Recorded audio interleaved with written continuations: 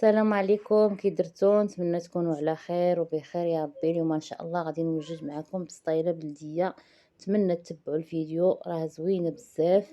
بسم الله توكلنا على الله. عندي 3 ديال الدجاجات فيهم تقريبا كيلو جوج كيلو الا ربع ما مقادينش.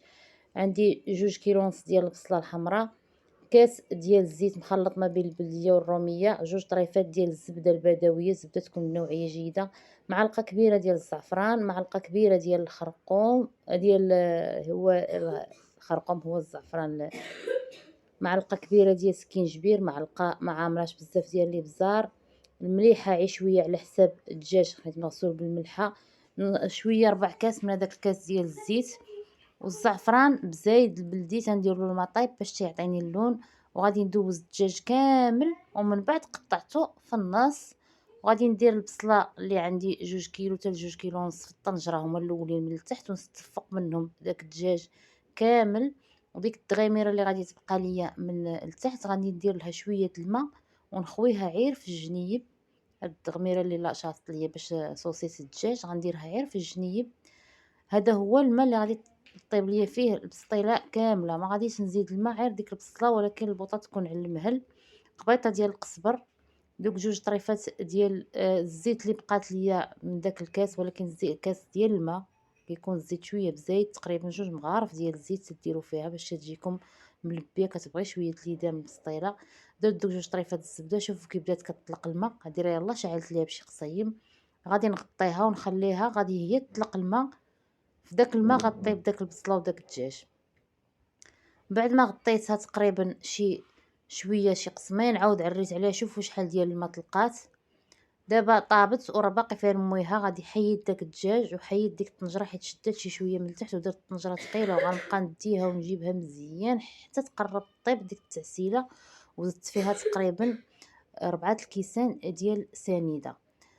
غادي نهز ديك المريقه من الفوق ديال اللي طلعات ديال لاصوص ديال البصله حيت حلوه، وغادي نعاود نصوطي فيها داك الدجاج اللي فرتت، اللي حيدته برد وفرتت وقطعته بالمقص بطبيعه الحال باش تيجي متوازن في القياس.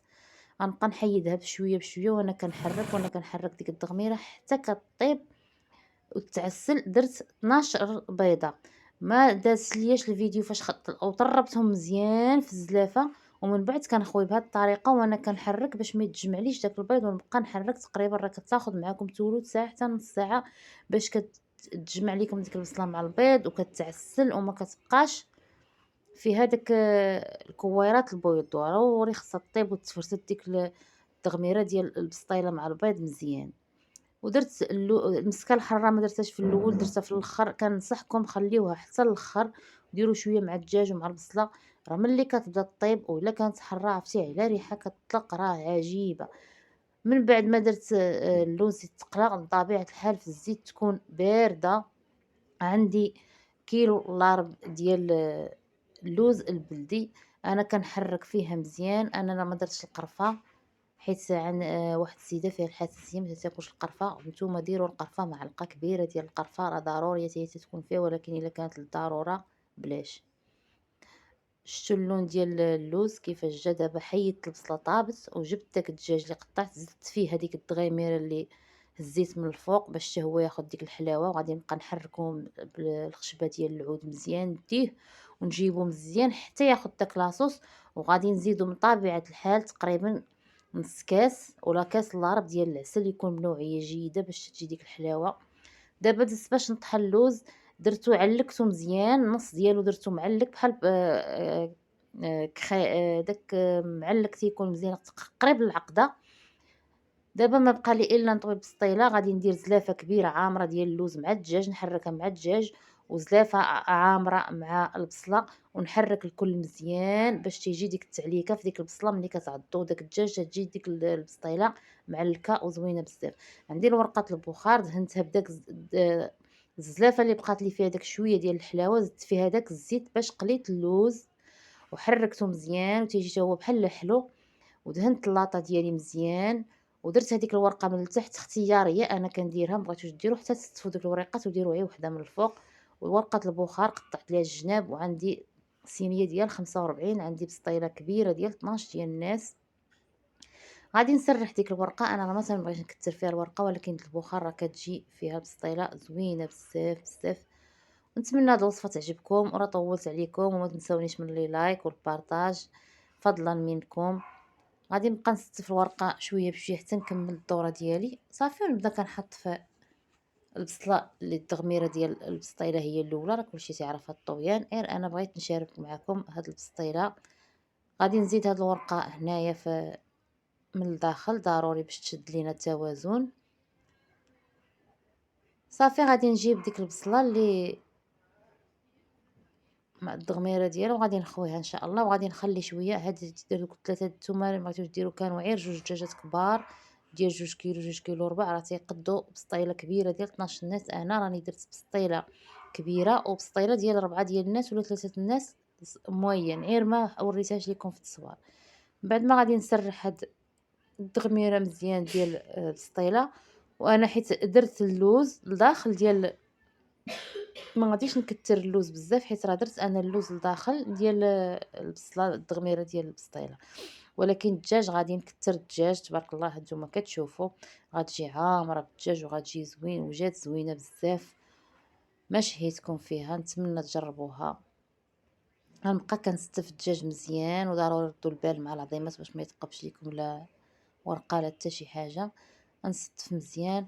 وانا هاد البسطيله راه خليتها باتت ليله كامله في الثلاجه، وكنصحكم بسطيله ديال بلديه تخليوها تبات، كتطلق ديك التعسيله في ديك الورقه وكتجي واعره وكتجي كتقرمش وكتجي زوينه بزاف. زدت اللوز اللي بقى ليا من الفوق. كيف قلت لكم راه درت انا اللوز مع الدجاج. غادي نبدا كنطوي. في الاول راه ما درتش كاع البيض، دابا غادي نبدا كندهن غير شويه الجنيبات ماشي بزاف.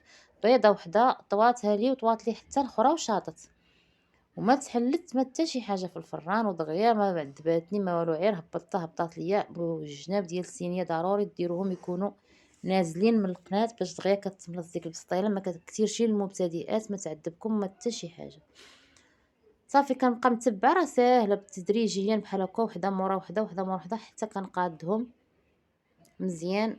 وكاينين بزاف الاشكال ديال الطويان.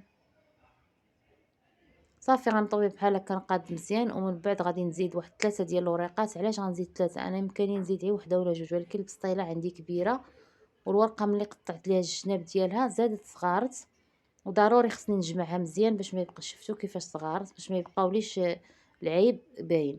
غادي ندهن بشويه البيض وندخل هاد الطرف من الداخل باش تيجمع لي الجنب، وندخل ونقاد مزيان ما يبقاش لي خارج من داك الجنب. مازال غادي نرجع باش كلها كنفينيها من طبيعه الحال. صافي تنقاد بحال هكا، وغادي ندهن حتى هاد الجنيب بالبيض بانسو شويه من هنا ومن هنا باش تشد. والورقه راني دهناها مزيان بداك الزيت اللي فيه ديك شويه التغميره اللي بقات لي، غير اللي شاطت لي في الزلافه درت فيها داك الزيت باش قليت اللوز.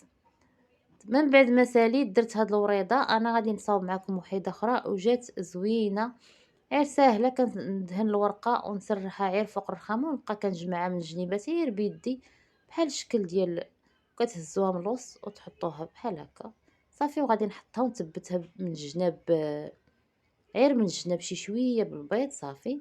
وراه كتبقى شاده راسها ملي كتحمر كتجي زوينه بزاف، ونتمنىكم تجربوها وتعجبكم.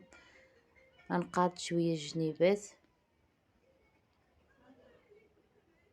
ونقبطها من الوسط باش تجي ديك الوريضه. وغادي ندير واحد الوريضه غادي نبقى ندورها غير على الصبع ديالي. ديك الورقه اللي شاطت لي هذا هو الشكل ديالها، وجات زوينه بزاف بزاف. ونتمنىكم تجربوها. غنخليها كيف قلت لكم، غندير لها السلوفان ونخليها ليله كامله في الثلاجه حتى الغد ليه. دابا من بعد ما ساليتها وكنخليها تبقى محطوطه على جنب حتى تترتاح، بيتها ليله كامله. ومن بعد ما دخلتها الفران الغد ليه شوفوا على تقرويشه جات زوينه بزاف وناجحه 100%. ونتمنى تعجبكم وتخليوا لي في التعاليق. درت هنا السكر كلاصي، وغادي نفيني باللوز، ودرت ديك الوريضه غير دورتها على يدي وحطيتها وجات زوينه بزاف. والراحه، ونتمنى تعجبكم وتخليوا لي في التعاليق. وخليتكم على خير الى فيديو قادم ان شاء الله.